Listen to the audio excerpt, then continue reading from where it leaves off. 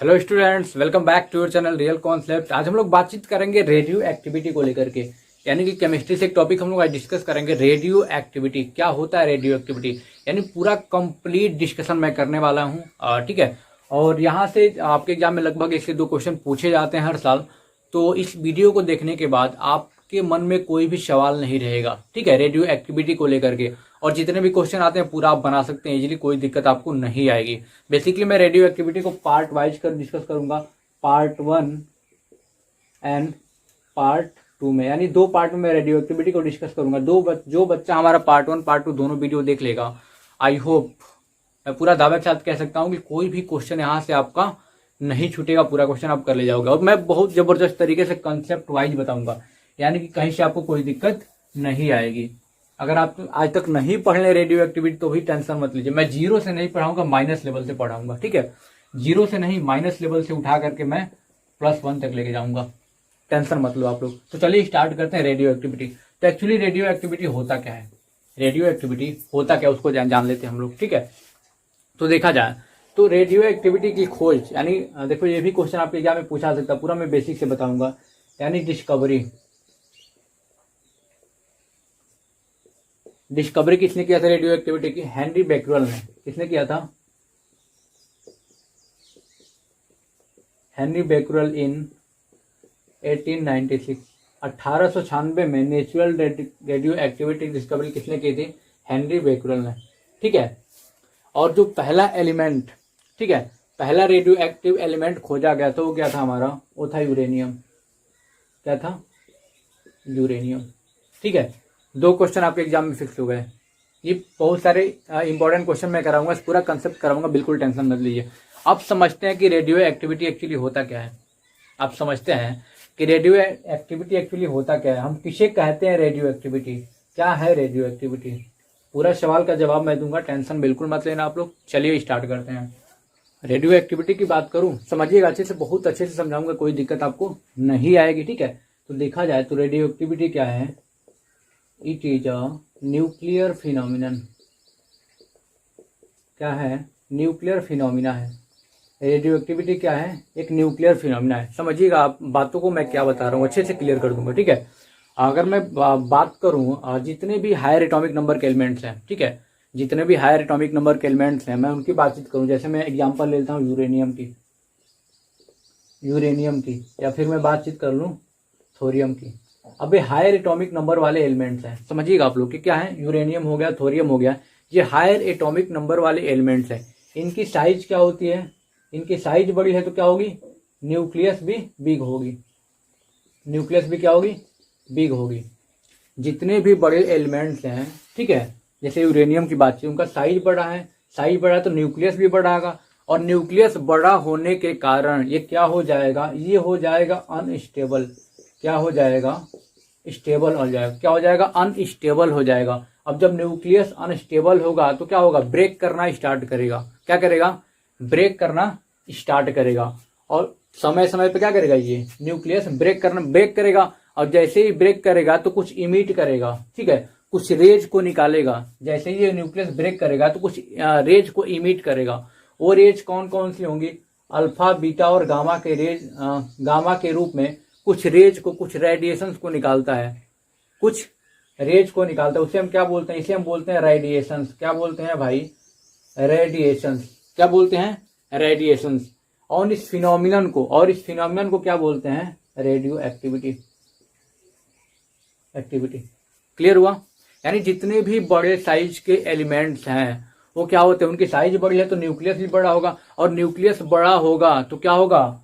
वो nucleus unstable हो जाएगा। क्या हो जाएगा? अनस्टेबल हो जाएगा। जैसे ही अनस्टेबल होगा तो ये ब्रेक करना, टाइम के साथ क्या करेगा? ये ब्रेक करना स्टार्ट करेगा, यानी डीके स्टार्ट हो जाएगा इसमें। और ये जो ब्रेक करेगा तो क्या करेगा?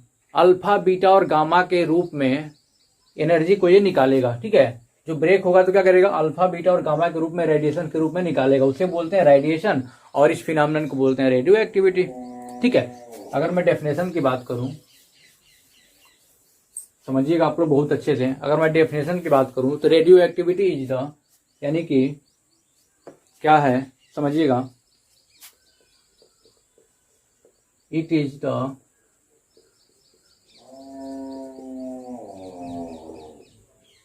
Spontaneous emission alpha beta and gamma particle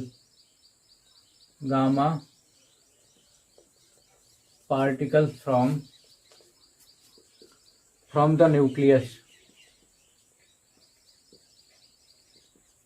समझ में आ रहा है? It is the spontaneous emission of alpha beta and gamma particles from the nucleus, ठीक है, during their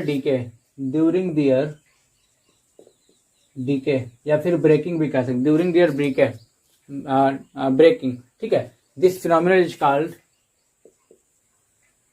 phenomenon is called radio activity. क्या होता है कि न्यूक्लियस जैसे ही ब्रेक होता है तो उसमें कुछ रेडिएशंस निकलते हैं, उसे हम क्या बोलते हैं, वो उसे वही जो फिनोमिनन है हमारा क्या है, वही हमारा रेडियो एक्टिविटी होता है, ठीक है। यानी कि हम जैसे यूरेनियम की मैंने बात किया था, थोरियम की बातचीत किया था हमने, तो सब क्या हो गए, इन्हें रेडियो एक्टिव एलिमेंट बोला जाता है। ऐसा नहीं कि बहुत सभी जितने भी एलिमेंट सब रेडियो एक्टिव एलिमेंट्स, यानी कि बिग साइज के जितने भी एलिमेंट्स हैं उनका साइज बड़ा है तो क्या होगा, न्यूक्लियस भी बड़ा होगा, और न्यूक्लियस बड़ा होगा तो क्या होगा भाई, समझिएगा, बहुत कॉन्सेप्ट को समझिएगा अच्छे से। न्यूक्लियस बड़ा होगा तो क्या होगा, न्यूक्लियस अनस्टेबल होगा, न्यूक्लियस अनस्टेबल होगा तो ब्रेक करेगा, और ब्रेक किसके फॉर्म में करता है, ब्रेक होता है तो अल्फा बीटा और गामा रेडिएशंस निकलती हैं, ठीक है। और इस फिनोमिनन को हम रेडियो एक्टिविटी बोलते हैं। बस ये समझ में आई, यानी कि it is the spontaneous emission of alpha beta and gamma particles from the nucleus, यानी न्यूक्लियस से अल्फा बीटा और गामा पार्टिकल्स निकलते हैं अपने आप से ड्यूरिंग देयर डीके, यानी जब न्यूक्लियस ब्रेक करता है तो उसे हम क्या बोलते हैं, रेडियो एक्टिविटी बोलते हैं। इसी फिनोमिनन को क्लियर हुआ। चलिए अब मैं एक एक्सपेरिमेंट करके आपको समझाता हूँ रेडियो एक्टिविटी को लेकर के, बहुत अच्छे से आपको क्लियर हो जाएगा, ठीक है। सपोज दैट हमने क्या लिया, हमने एक लेड लिया, क्या लिया, लेड का बॉक्स लिया,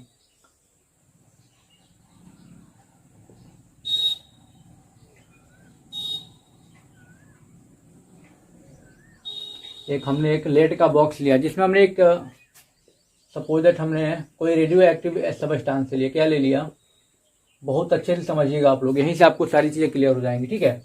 रेडियो एक्टिव सबस्टांस लिया हमने, ठीक है, एक लेड का बॉक्स लिया। लेड का बॉक्स यानी कि इसमें से क्या होगा, रेडिएशन नहीं निकलेंगे, केवल यहां से निकलेगा जहां से ये खाली है, यानी खुला हुआ है। एक एंड हमने ओपन कर दिया, लेड का बॉक्स लिया, उसमें हमने क्या किया, एक रेडियो एक्टिव सबस्टांस ले लिया, ठीक है। एक यहाँ हमारा लेड का बॉक्स यानी पीवी बॉक्स, लेड का बॉक्स ले लिया, इसमें एक रेडियो एक्टिव सबस्टांस ले लिया। अब देखिए क्या होता है, अब हम क्या करेंगे यहाँ पे, अब देखो रेडियो एक्टिव सबस्टांस क्या करेगा, ये रेडिएशन निकालेगा अल्फा बीटा और गामा के रूप में, क्या करेगा ये, इसमें से कुछ रेडिएशन निकलेंगी और सिर्फ यहाँ से निकलेंगी जहां से खाली है। अब क्या होगा, हमने क्या किया, यहाँ पे 2 मेटल का प्लेट ले लिया, क्या ले लिया, मेटल का प्लेट ले लिया। समझिएगा आप लोग बहुत अच्छे से, बहुत ज्यादा डीप में नहीं जाना, फिर मैं समझा दे रहा हूँ। यहाँ पे हमने 2 मेटल का प्लेट ले लिया, हमने इसको बैटरी से कनेक्ट कर दिया, तो क्या हो जाएगा, यहाँ पे एक पॉजिटिव चार्ज, यहाँ पे निगेटिव चार्ज जाएगा, यानी जैसे मैंने बैटरी से कनेक्ट किया था क्या वो पोलराइज जाएगा, एक पॉजिटिव एक निगेटिव चार्ज आ जाएगा, ठीक है। और हमने यहाँ पे क्या कर दिया, एक फ्लोरेसेंट सबस्टांस लगा दिया।